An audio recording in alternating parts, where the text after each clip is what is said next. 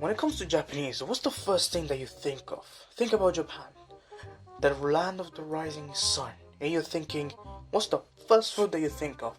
Sushi, sashimi, and that's it. However, Japan itself has its own range of deliciousness, and one very known dish, which is called karaage. What is karaage? Karaage is Japanese fried chicken. As you can see, it's already pre-marinated.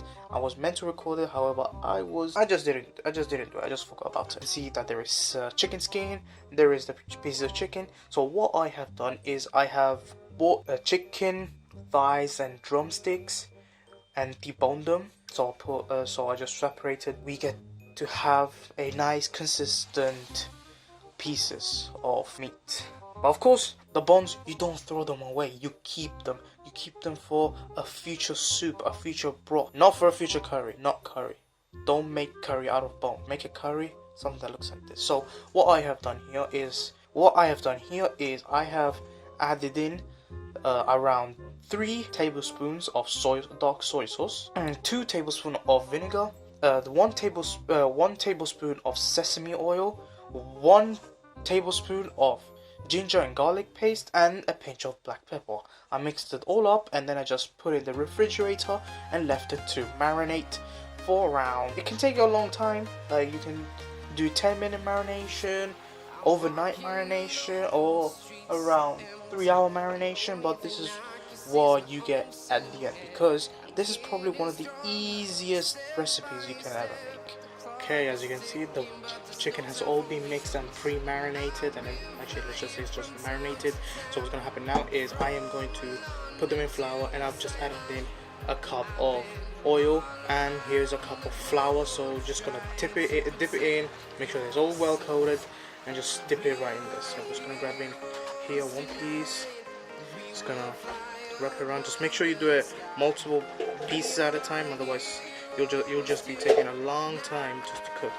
Make sure that it's all well coated in flour, even though if your kitchen becomes a mess, but it's fine, because that's what really cooking means. Make sure to shake off any excess flour just in case, and just get that ready. Make sure that the oil can be sunflower or vegetable, not olive oil, otherwise you're just making white people food. Keep an eye on where I'm going and just dip that right in there.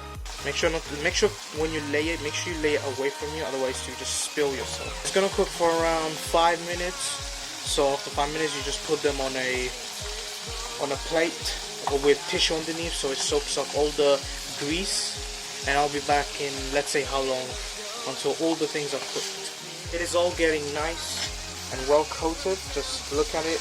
Looking at it, is becoming nice and golden brown. This is what karaage is actually meant to look like.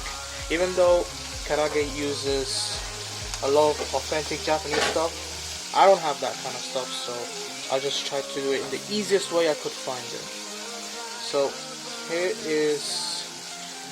this is how it was meant to look. This is how it looks like. Oops. Like as you can see, it's quickly turning golden brown.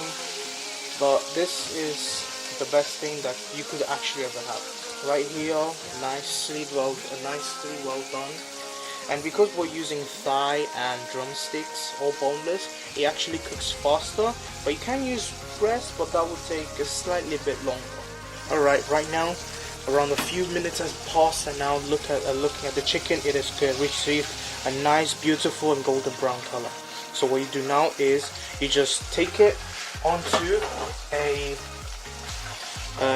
a sheet, onto a plate with tissue, and just dash out all that grease. But make sure to do this before you put it in, because if the tissue becomes oil, then it becomes useless. And I'll be back with more batches. Here you go, guys. This is the last finishing product. As you can see, I made a shit ton of chicken poppers, whatever, and I garnished it with parsley. Normally it would be garnished with spring onion, but because I don't have spring onion, this is an alternative. As you can see, it is still releasing all of its juices. This is, you eat it with a side of either rice, or of course you definitely have cucumber. Because we don't want to eat rice, we're just having it with normal white bread. And they do have it with white bread, but their bread is a bun. And thank you very much for watching.